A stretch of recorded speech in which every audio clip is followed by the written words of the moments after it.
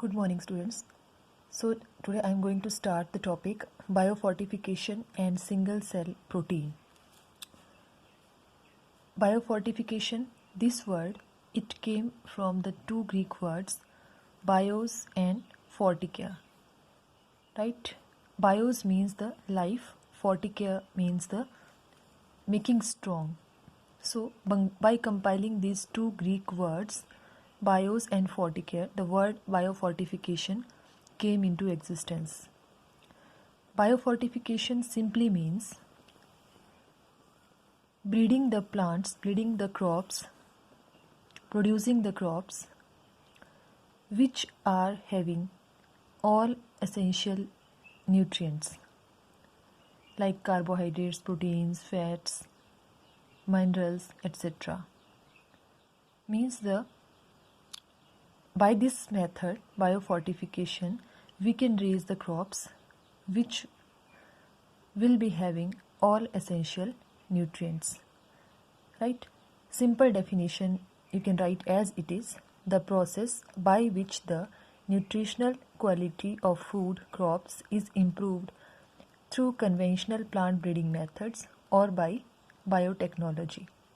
We have discussed these conventional plant breeding methods, and by using the biotechnology in more detail, I have given only the idea that particular genes are isolated, then they are inserted into the specific plants and desired traits are obtained, desired products are obtained. We will discuss in detail by this method in next unit, biotechnology and its applications, right?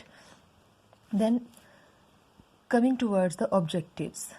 So objectives are simply improving protein content.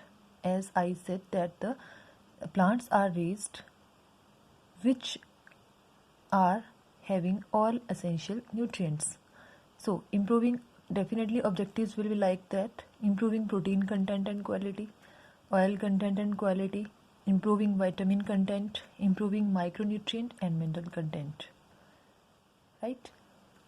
And this definition, this will include the meaning of this biofortification and objectives. Both are included in these two lines. This biofortification is agriculture-based sustainable approach to combat malnutrition and related health issues. Right? So, biofortification and its examples. Simple, a short brief topic is given in your NCERT book. So you have to learn these terms. These are specifically given there. So you have to learn at least this data also, right? First, near about in 2000, maize hybrids were produced, right? So what was the difference between the maize hybrids and ordinary these maize crops that were at that time? That these hybrids, they were having nearly the double the amount of the amino acids lysine and tryptophan. You might have heard this name of these two amino acids in the chapter biomolecules, 11th class. These are essential amino acids which make essential part of our diet, and they are responsible for the so many physiological functions in our body. So these maize hybrids were raised, means they were having this content to the optimum extent, means double the amount of these amino acids was in that hybrids as comparison to the ordinary maize plants. Next, wheat. Atlas 66. This is the variety of wheat produced successfully by this plant breeding program, and this biofortification was done here. This wheat variety, Atlas 66, it was having the high protein content, and nowadays it is donor for the other wheat crops. We use this variety for breeding the new wheat plants, right? In the same way, iron fortified rice, they can be produced by this method, and nearly this rice, the hybrid rice will be produced, and this will be containing the 5 times more iron content as comparison to the ordinary rice plants crops, right? So you should clear the definition, objectives and examples of biofortification, this topic. This is very, very important from examination point of view and also for your understanding. The next, this is IARI, Indian Agriculture Research Institute.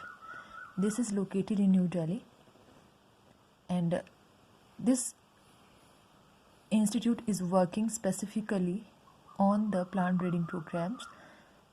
Maximum hybrid varieties are produced there and then released. They release their products. Several vegetable crops, they were released by this institute, which is located in New Delhi, and specifically this list is given.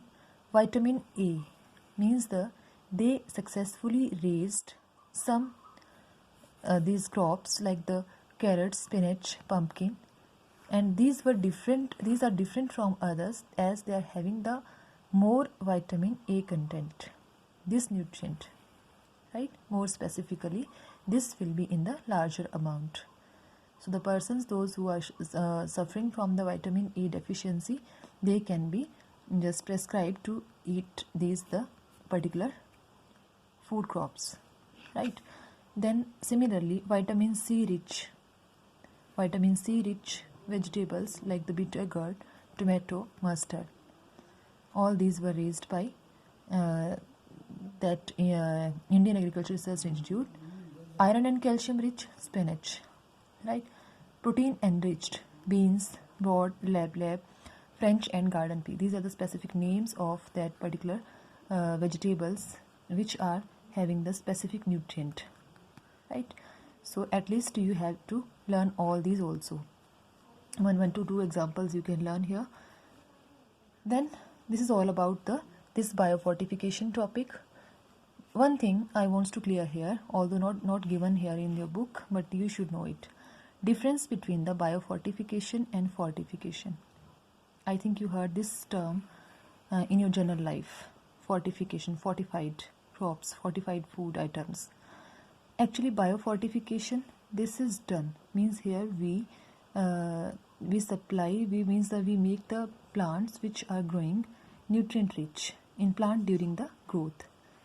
We will obtain the plant progeny which will be richer in the that particular nutrients. But fortification means while the processing, after harvesting the crop, while processing is done, at that time particular nutrients are added there. Add nutrients during the food processing. That is the difference between biofortification and the fortification. Now you have noticed one thing, like in milk packets, this symbol you have in maximum food item, this symbol is given. So if you have seen, then it's okay. If not, then just observe it. In some food items, it is given, especially in milk packets, it is given fortified milk, right? So at least biology students, you should know at least what is the meaning of all this, right? So this is the difference between the biofortification and fortification. So this is all about this topic, that is biofortification. Next we will do the single cell protein. Okay, thank you.